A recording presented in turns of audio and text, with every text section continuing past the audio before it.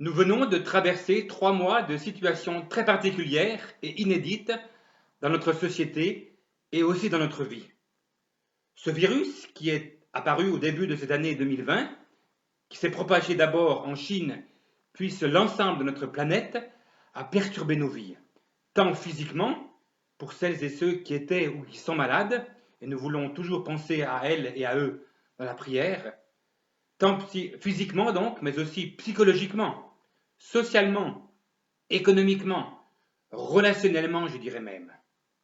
Nos vies sont ébranlées, perturbées, agitées, et certains de nos contemporains en sont arrivés à, comme on dit, péter les plombs, ou bien à s'enfermer dans la déprime et à baisser les bras, tant la situation semble difficile et douloureuse à faire face. Alors en tant que chrétiens, comment avons-nous réagi et comment encore aujourd'hui y faisons-nous face à cette crise?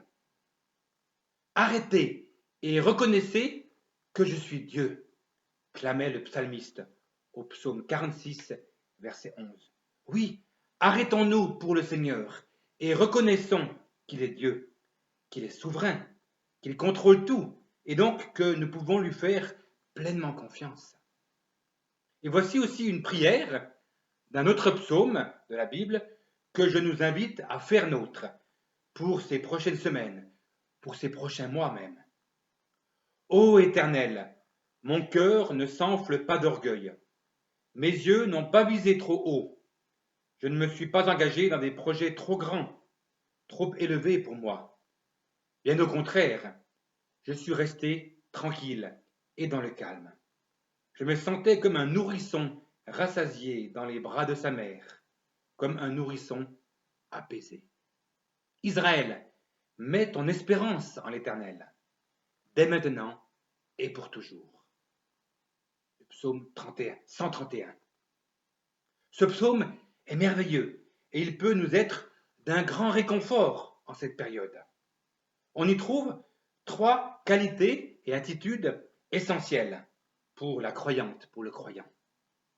D'abord, l'humilité. 2 aspects ressortent du verset 1 qui sont des attitudes que le psalmiste n'a pas eues. Il n'a pas eu la fierté, l'orgueil, et ceci par rapport aux autres, ceux qui l'entourent. Il n'a pas non plus eu une surestime de soi, le fait de se croire insubmersible grâce à une ambition personnelle démesurée par rapport à ses capacités réelles.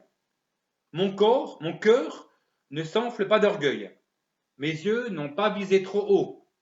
Je ne me suis pas engagé dans des projets trop grands, trop élevés pour moi, dit-il. Oui, il est et il sait rester humble, conscient de ses possibilités et aussi de ses limites. Deuxième attitude qu'on peut voir dans ce passage, dans ce psaume, c'est la confiance en Dieu. La confiance en Dieu. Cet aspect du verset 3, adressé à Israël, mais finalement adressé à nous tous, découle du point précédent, l'humilité. Israël, mets ton espérance en l'Éternel, dès maintenant et pour toujours. En effet, plus on est humble, plus notre moi diminue, et par conséquent, plus Dieu peut venir habiter à la place de notre ego. Voyez le mot d'ordre de Jean-Baptiste, par exemple, il faut qu'il croisse, lui le Seigneur, et que moi je diminue. Jean chapitre 3, verset 30. Mettre son espérance en l'Éternel, comme il est dit ici, c'est avoir confiance en Dieu. C'est donc lui laisser toute la place en nous, sachant qu'il prend notre destin, notre vie, entre ses bonnes mains d'amour et de grâce. Troisième aspect qu'on peut voir dans ce passage, dans ce psaume, c'est le calme, la tranquillité. Si nous sommes humbles, voyez le point 1 tout à l'heure, en faisant confiance à Dieu, le point 2 tout à l'heure, alors, tout naturellement, le calme et la tranquillité nous habiteront. Je suis resté tranquille et dans le calme.